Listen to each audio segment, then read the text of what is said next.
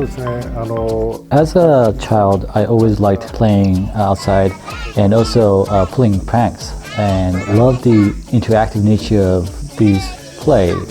As I grew older, I saw like pinball machines and was so intrigued by the interactive amusement of pinball machines, and that's what really inspired me to basically join Namco. But after I joined Namco, I realized that Namco doesn't develop any pinball machines. So what was available as an alternative was video games. That's how I started making video games at Namco.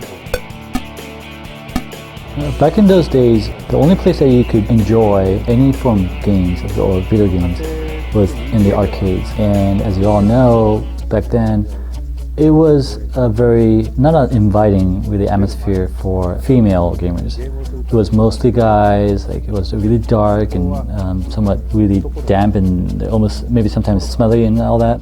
I wanted to make a game that would be more inviting to bring in the female users, maybe couples like boyfriend girlfriends come in to play together. That was the basic idea. Pac-Man, as you know, is all about eating. It's not about attacking somebody or killing somebody. It's all about eating. And that was a basic concept.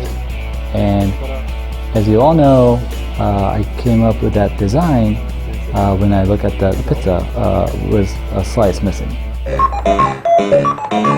Pac-Man resembles the mouth of someone eating, and when we designed the ghosts, the size of the ghosts, obviously, we didn't want to really make them look fierce and scary looking. We wanted to make them the same size as Pac-Man, that they look cute.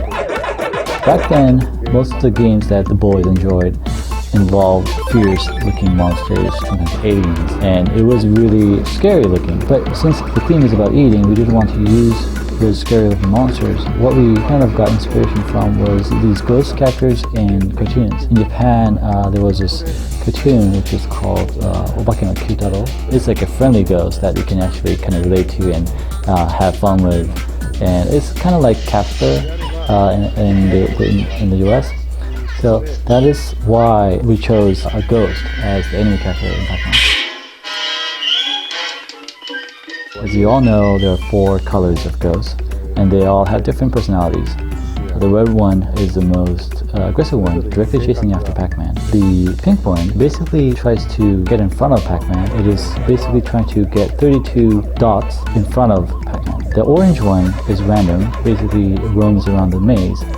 And the blue one tries to get to a point where it is the opposite side of Pac-Man. And all those different personalities, these ghosts, you will find as Pac-Man that these ghosts are randomly surrounding you, showing different behaviors, and that's how it is done. This is a funny part that Pac-Man could eat the monsters too. We really wanted to make this game a fun and comical game in comparison to all the killings and all the firing missiles and such more violent game out there. So it was about making it fun. It's about eating, and even when you die, it would show this comical animation with comical sound effects.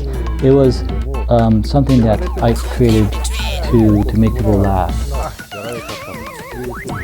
Creating a fun game is not about satisfying yourself as a developer. It's all about the people that actually play the game. The very most important thing to think about when designing games is to understand how that person would play this game and how that person would feel, how they would react. It's really understanding how their mind works.